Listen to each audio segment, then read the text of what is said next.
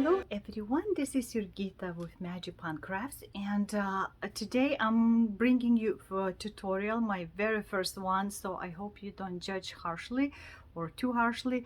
I was trying to get explanations step by step where I bought all the supplies. In US, I live in Southwest Illinois, but those stores are throughout the country. Or you might find in similar stores. I'm going to show you how I was doing it, what tools I used, etc. So the sample was this stitch frame, and you can see how tight it is, like a drum, and I did side tensions too, so that's what also I'm gonna teach you how to do it. And you can use it as a round frames like this. You can use as square ones, which sometimes it's easier probably to make a holes, because I was doing that in every turn for like a full coverages. Also for the sides, to hold it in the monstering stand by Omanik or any other stands you have that has a clamps, if you need it like a square clamp, or if you want to use it round one. These are 2 inches by like 1 inch. I was just cutting up in the smaller pieces. You can use those frames even with the beading, like here I have it rolled up opposite way, not inside itself, but I didn't put the side tensioners on this yet, but still it's fairly drummy kind of like. What else? Like for full coverage, I just put on also moved on this frame, so you see the square ones, and you can see it straight through right here. So I still need to put on side tensioners, but you can also kind of see that it's fairly tight. So you can do as tight as possible. I don't think it's much difference between this and Millennium or Omanik frames, but it's for a fraction of the price, and you can do it right here at your own home. And idea I got from Russian Stitcher. I'm gonna leave a link below, because without that I probably would not have tried to do. I've done some adjustments to what she was doing, and of course, you know, the items that you would find in the US territory.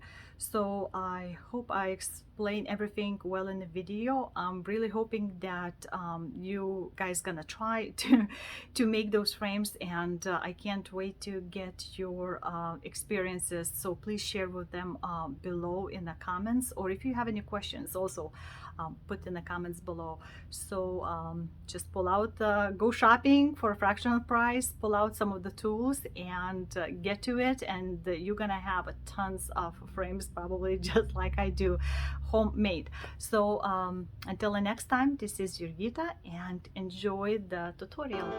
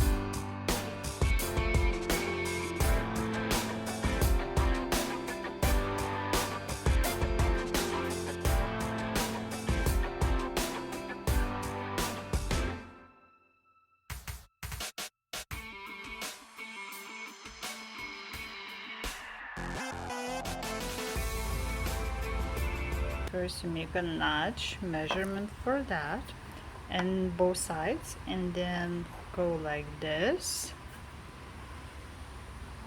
and like this on a flat surface.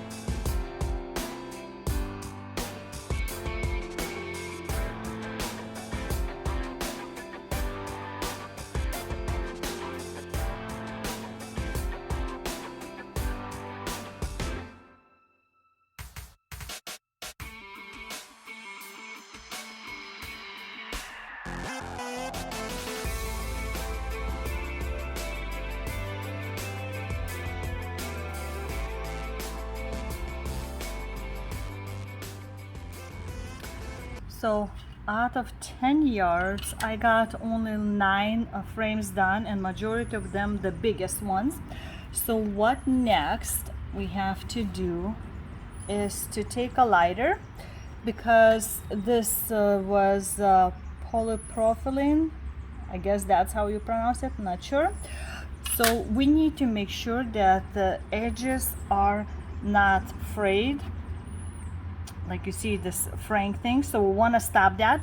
So what you simply do, if that's the fabric, depends on what kind it is just burn out the very ends. It does not catch on fire, this one, so you just kind of get it this and done. So this gonna stop from fraying, at least I hope so, once it hardens. So be careful, it might be kind of hot. So I'm gonna be doing for all of these, and I'll show you next step.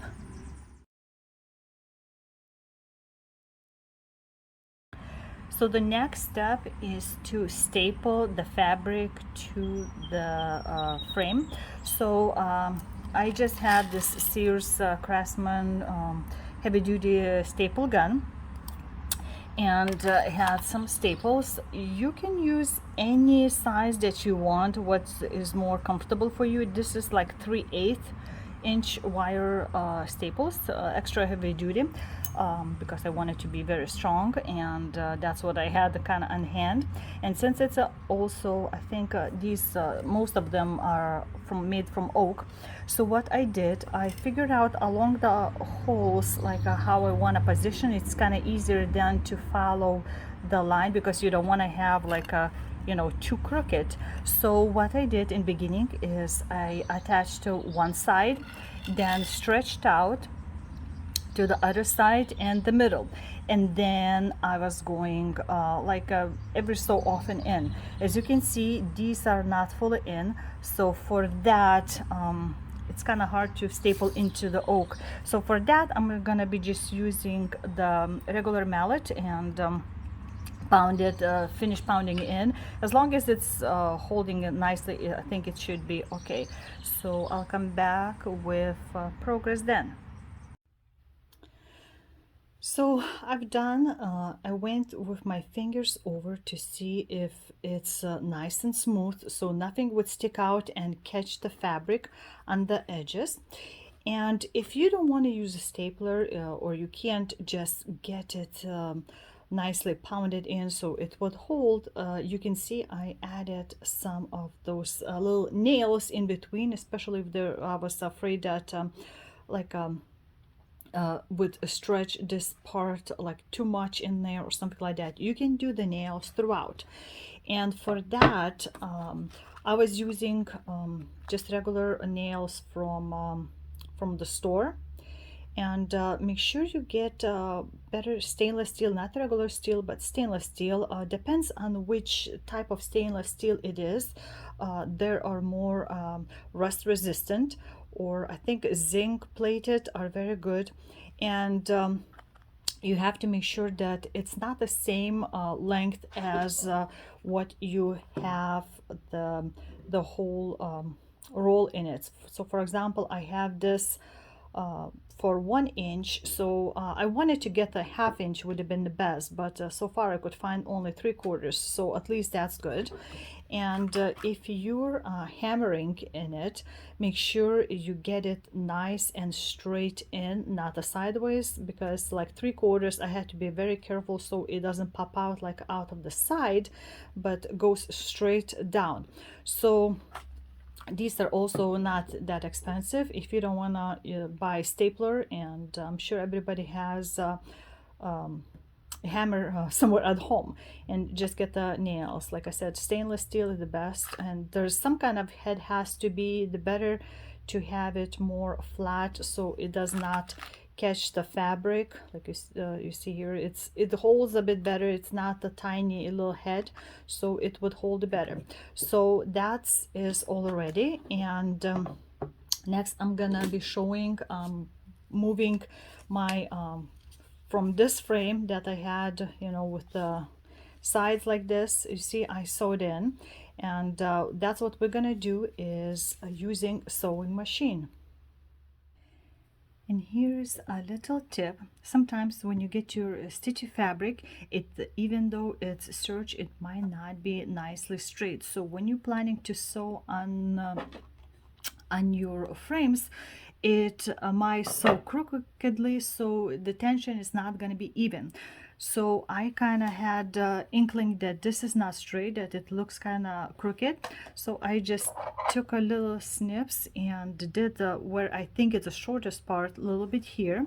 And then I pulled the thread and I'm gonna go all the way. So it's gonna make a wrinkly kind of fashion, and I'm gonna be pulling all the way this way. I know it's gonna be perfectly straight line that I could see, and just keep going all the way until the end. So you can kind of see how little I had in here and how far deep the wrinkle ruffle is happening. So there's quite a bit of the unevenness happening in here. So I'm just gonna be going all the way out, and if I can pull out, then at least I'll know where it is. But I was able to pull out, and since it's my black fabric on the white surface, can you see this line?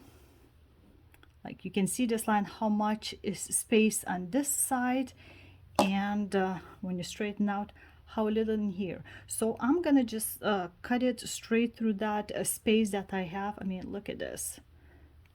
That's how uneven it is. So I'm just gonna cut through that and do the zigzagging like I've done on this side to make sure it's nice and even. Do zigzagging, and then you can sew it on your frame.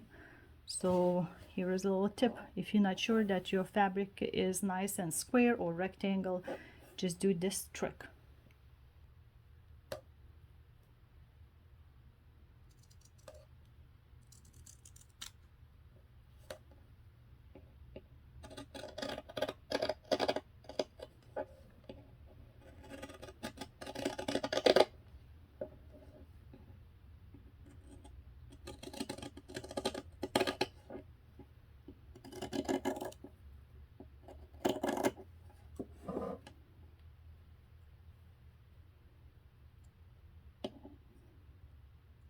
It's hard to see in here. Ta-da! That's what I've got. And now my fabric is nice and straight. So here it is. And you want to make sure that the extra, like a frame piece, is a bit more larger than your the whole fabric. So like you can see in here, because you want to leave space for the sides, and if you're gonna have side tensioners, which is always a good idea. If you're stretching in vertically, then you want to stretch horizontally too, to make it more even. So then what I do, you see it's about this much left. So to make sure that I have it even on the sides, I just usually take a simple ruler and I measure sides just approximately to get it done. So for example, from fabric, it's 1 1/4 here and about 1 1/4, so got it right. So the next step that I do is I have some pins, just regular pins, and I had it like a sitting on this foam, so just stick it in. I'm sure you have something like this, just temporarily, and then I go about the middle part to hold it in, and I don't sew right to the edge, but you can kind of see maybe in the darkness how far in it's gonna be. So just mark it, tighten it together like this, so I know that's about the middle. And then I'm gonna go off to the sides about the same, and if you want to roll it to get it nice and even throughout, so fabric doesn't go like a wonky like this, you can do that. And I'm gonna do that on the sides.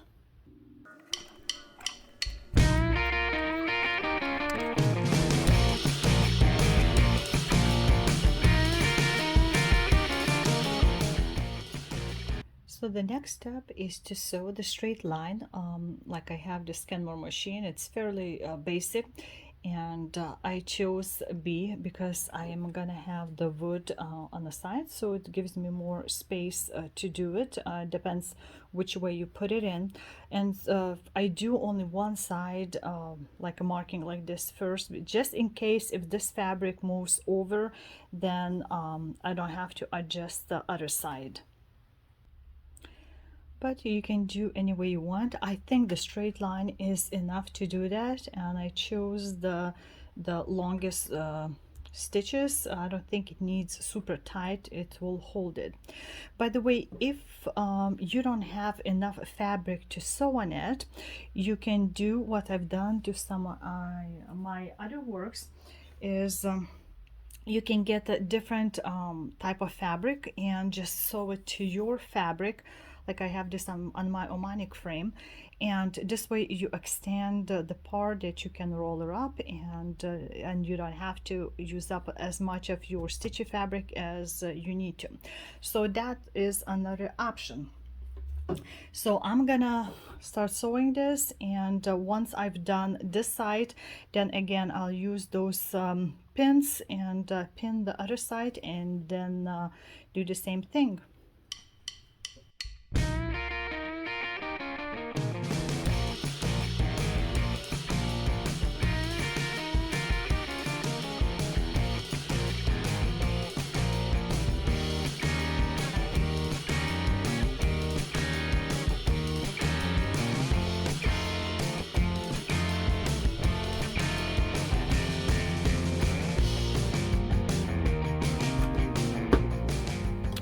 So here it is, and it's a straight, just a plain straight line. When you're ready to take it off, like if you're done, you just go from a back side and hook it with like a sharp small scissors, and just do that, pull out the threads, and this side is gonna unravel by itself. Also, the pointer that I like to do, you don't have to do, but I go a little bit back and forth, start sewing from a back, so it attaches better, especially the edges, so I know it's gonna hold nice and firm, the edges here, although it looks kind of messy, but it will hold much better the fabric, because we will know that edges take a lot of beating. So next I'm gonna just take another rod, and I'm gonna roll her up and measure up, and again line up and see how that goes. So I kind of line up the, you probably can't see here, because I know that these should have about the same exact length of from each other. So I kind of line up the edges here, and I can see where the fabric was sewn, and then I take my other side and line up about the same height as this one, and that's where my first pin is gonna be. I'm just gonna mark it, make sure it's all nice and straight. Mark it this way, and then I can just keep going.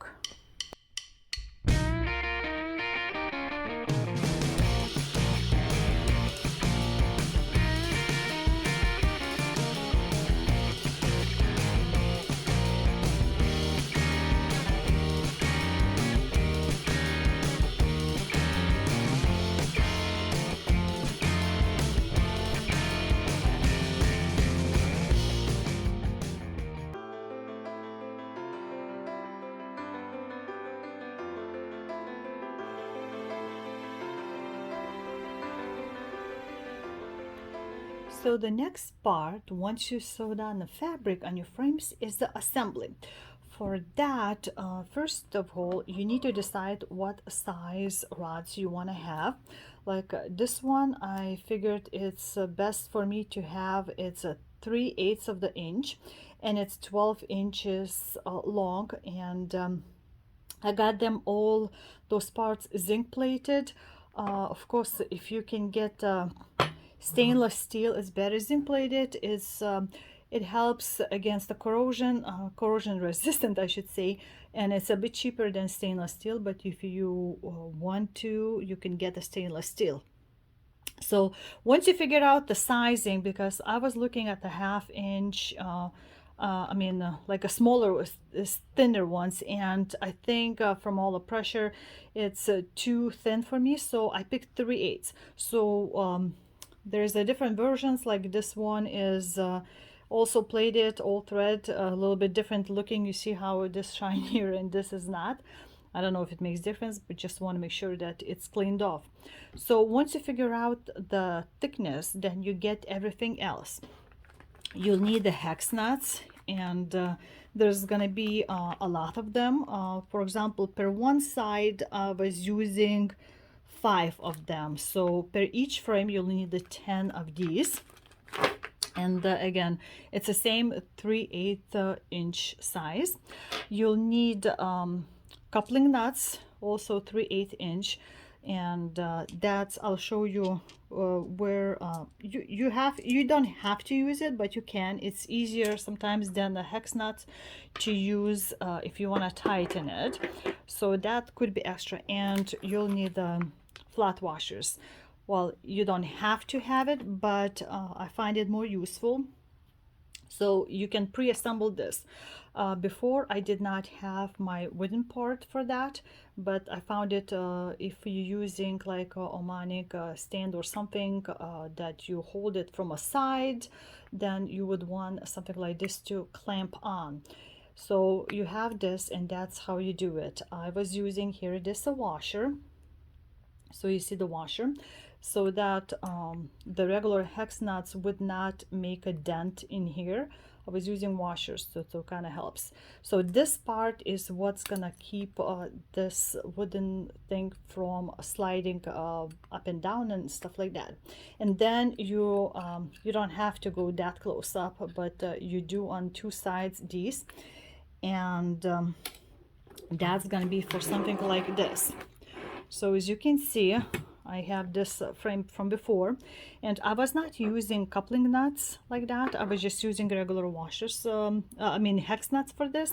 So you see, I was putting flat washers against the wood part, because that's where it's gonna be pushing against. So I did not want the nuts impression in the wood, so this kind of helps. And the more you want to tighten, you just use these nuts to tighten it or loosen up the height of that. So once you assemble, so you have like this, and then let's maybe move everything aside to get it. So let's get this out of the way. And if you're planning to do the beading, I would recommend at least the part that's gonna be finished, like in here.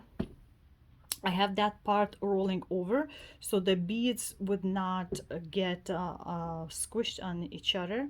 And I had the bottom part because I was going from a top to bottom, so the bottom part was rolled up like that. So that's why this frame is looking slightly different, because the beads are having a wider space for this. And once you have this, you decided, for example, this piece on a black fabric is not gonna have any beading, if I remember correctly. So you put in one side and the next side, just like that. So you see how much space it is, and I'll do the same thing on the other side, and I'll show it then from a broader view. So the next part is this. Since I know this is my top for the piece and I'm not gonna need to go any higher, I'm just gonna roll until my desired length needed. And I want to make sure that my holes are situated. So I'm gonna put on both sides the rods. I've added the washers to put against the wood. I'm not doing the bottom yet because we're gonna want to tighten it. And the same thing I'm gonna do to the other side. There you go. So it's laying like this. Now I'm just gonna have to tighten, roller up this until approximately where I want that to go. And I'm gonna go and do it tighter. You see, like here, and I'm just gonna put, because remember, we're gonna be stretching it, and it's gonna be longer. Depends how much space you wanna for the stitching, so you can decide how tall you want that to be on the top or less. Like I said, this is 12 inch. So for example, if I want to see bigger picture, I might do it like that. So you see how it is. So if I want to like this, then I'm just gonna, I could roll it like that. And you just work around with it how long you want, because remember, once we tighten, it's gonna spread, it's gonna stretch a little bit more. So I think I'm gonna do one more roll up from a bottom, and so I have to move these a bit. So instead of this, I'm gonna have that, and then you just go through the holes in here on both sides.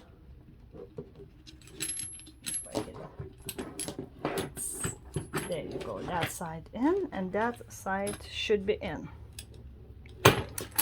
at the same angle.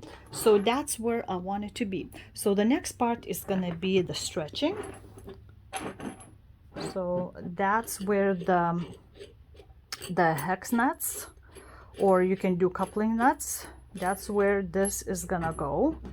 First we're gonna do the top, and you see how it just goes, pushes the top more.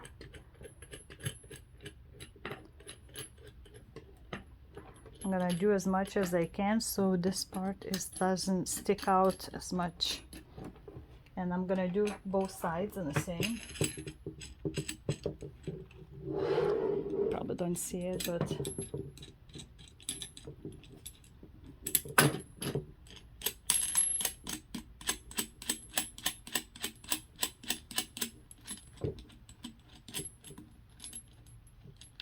about the same length.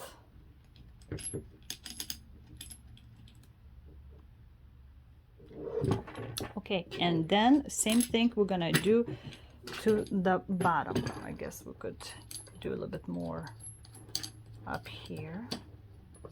So you just play around until you're satisfied with this.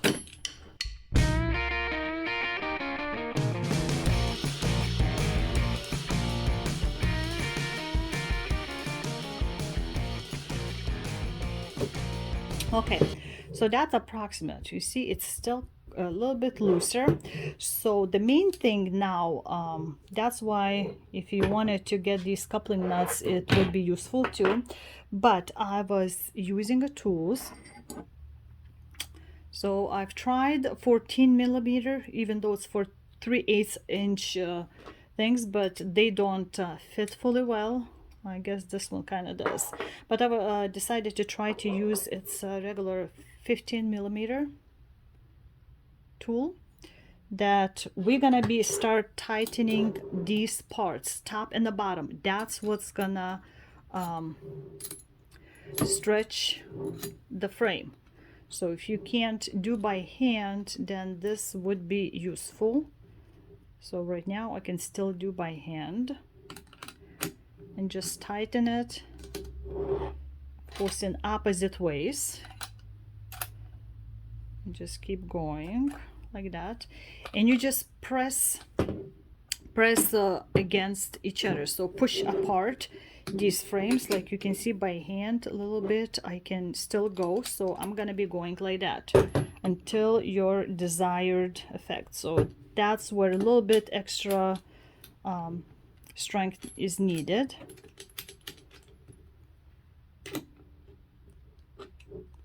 And just keep going on both sides. I'll see you in a second.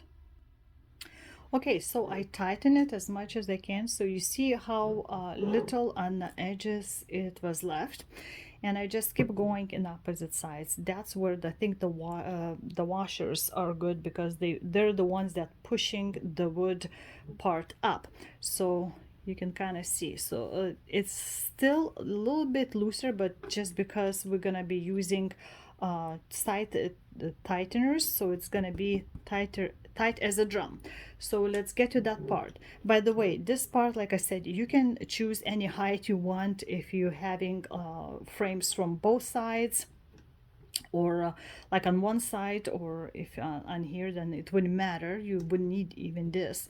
But this with the washer is just something to hold, so this does not slide up and down on the frame. So you can of course tighten these nuts and hold it up. So I'll show you what I do next part to do the sides.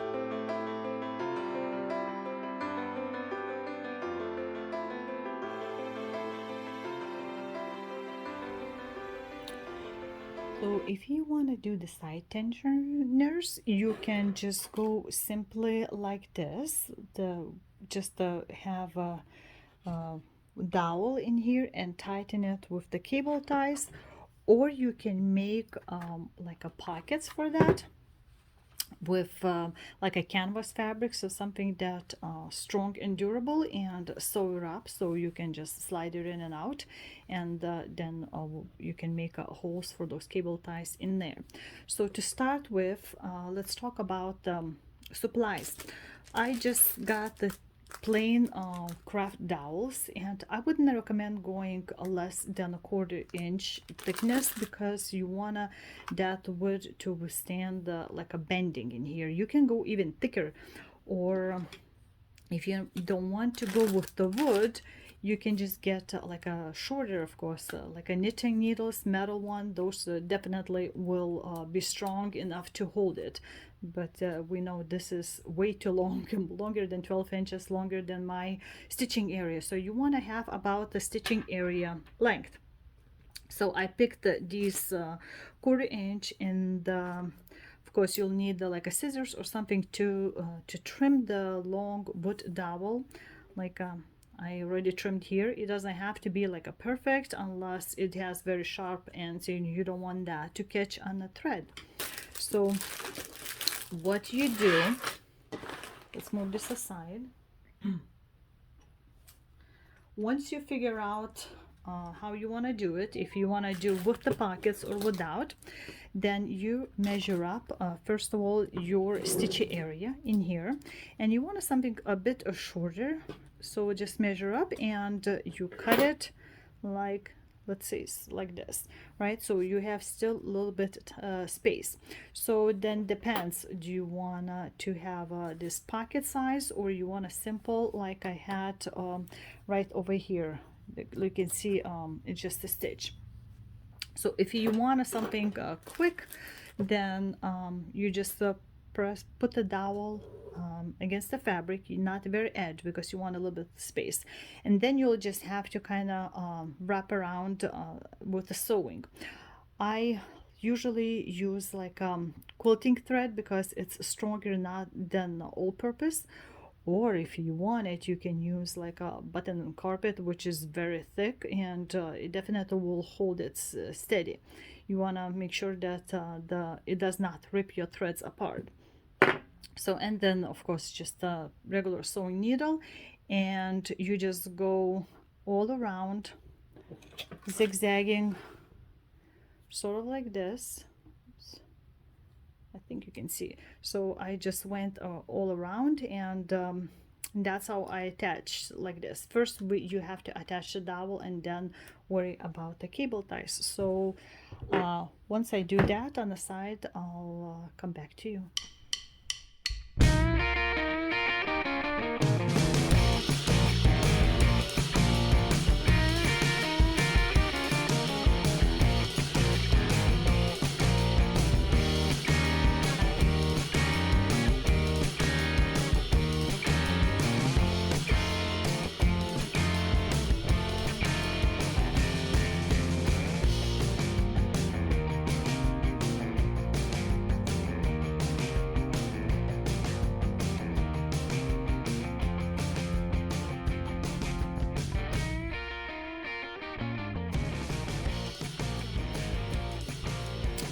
So now I've stitched both sides. One I did with the double coiled thread, as you can see in here with the double, so it's fairly nice and tight. And another one I was doing with this one, like I said, buttons are carpet, so since it's very thick, I just used one of these and I have it like here. So the next step, if you want to do this, we're gonna use the cable ties. Like I said, it depends how big the distance is between your stick and the edge, and how often you want to do that. And just gonna go like the slide. Let's see, let's start from a top. So we're gonna do the like a slide from underneath the stick. That's why you want to make sure that you don't do very tightly with the threads, so you would have the space there. Point a bit. There you go. So just go and like typical tighten it, but not too much, because we're gonna want to make sure that it's evenly on the both sides. So just enough to kind of tighten here, and then we'll do the both sides, and I guess I'll come back because you don't have to see that. So here I have, I've decided to go like a 2 and a 2, 2 on one side and 2 on another. So the next, since you wanna do evenly, you just slowly tighten one side, kind of pulling, and you go on exact same level on other side and just slightly pull it. And same goes here. You just crank it up and crank it up until you have a satisfaction. I mean, look at that, how drum tight it is. But this, I think, needs to be a little bit more tighter. Perhaps you don't want to overdo it to make a big holes in the fabric here. So I think I'm gonna crank it up just a tiny bit, and that will be it. So can you see? It's literally like I'm really pushing against it, so that's how tight it is. So that's that. And if you have any questions about any of this, don't hesitate to write in the comments below, or if you've done something like this, experience, or you know how to improve a little bit better, it's always I think gonna be welcome. We want to help each other as much as possible in this community, and I hope you don't have any problems doing something like this, and that you're very satisfied with the very drum tight. I mean, I probably could bounce something off. See, it even metal bounces. So it's very, very tight. So once you tighten that to your satisfaction, you don't want these to be sticking out and catching on your threads. So then you just trim as close as possible. Like I said, once you know that it's as tight as you want it to be, because otherwise you won't be able to grab it. So just trim it to the ends here, like so. And my scissors, oops, sorry. So it's practically nothing left in here, and you do that on all of them, so you get these short ones. So I'm gonna just continue doing it on all sides, because I don't want those things to be sticking out like so. You have to have like sharper scissors for that. And another side. There you go. So that's what we have it. And also this is what it looks like with not hex knots, but oh, I keep forgetting the names, sorry. Coupling nut. So this is what it looks like with coupling nut, and of course this is easier to twist if you want to make it tighter. And also, if you don't like something like this sticking out, especially on the bottom where you're going to be stitching, you can just put another hex knot to cover up the the rod itself. So instead of like having like this, right, you can just have something like that. So this way it's less sharper, so just cover up. And I think that's it. So there's different versions that you could have, and that's what I've done it. So I think that's all I wanted to tell you. And good luck, have fun, and happy stitching.